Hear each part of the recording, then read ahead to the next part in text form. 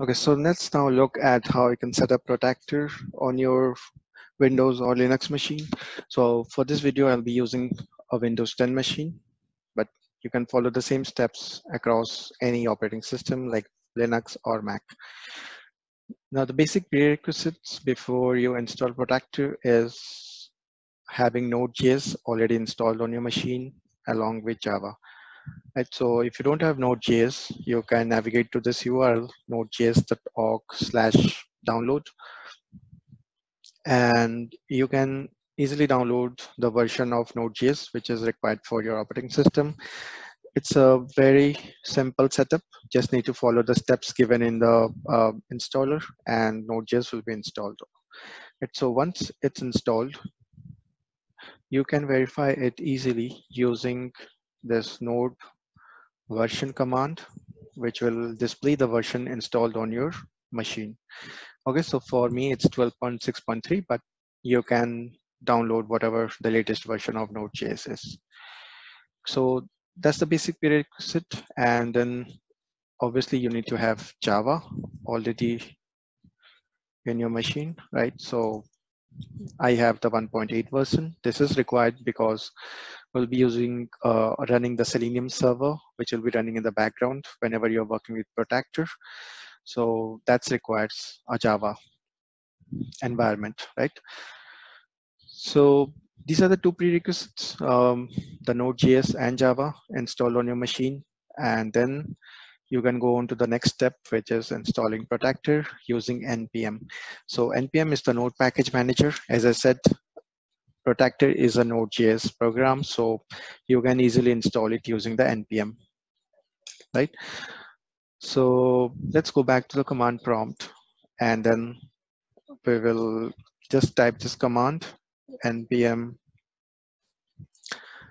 install. Now this G, right? So G is to make sure that it's globally installed on your machine. If you want to install it on a local folder or on a specific folder, just remove this G tag, right? So just type Protractor here. Okay.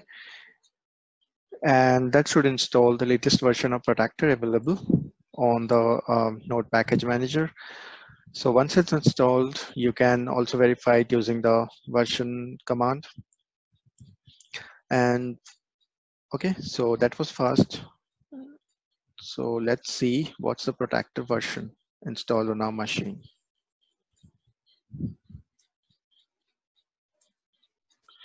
Okay, so 7.00 is the latest version and it's set up on our machine. So after this, the last step is to install binaries using the Webdriver-manager. Okay, so Webdriver-manager is a helper tool which helps you set up Selenium server running on your machine, through the help of which it will talk to the browsers.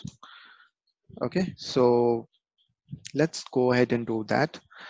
Webdriver-manager and then update. Okay. So as you can see, it is kind of installing all those APIs which are required in order to talk to different browsers, like the Chrome, Gecko is for Firefox, right? Then the Selenium standalone server, which will be required to talk to the browsers, right? And some other APIs. Okay, so that's for updating or installing all the different APIs available inside the Selenium WebDriver, and it will also set up a Selenium standalone server on your machine. So these are all the steps which are required in order to set up Protractor on your machine, and you can get started. Now we have already installed the command line tool, so you can directly write your scripts on the command line. But if you want to use an IDE, so we are going to look at how we can set that up. Okay, so in the next section, I'm going to set up an IDE where we can write our Protractor scripts, either using the JavaScript or the TypeScript, right?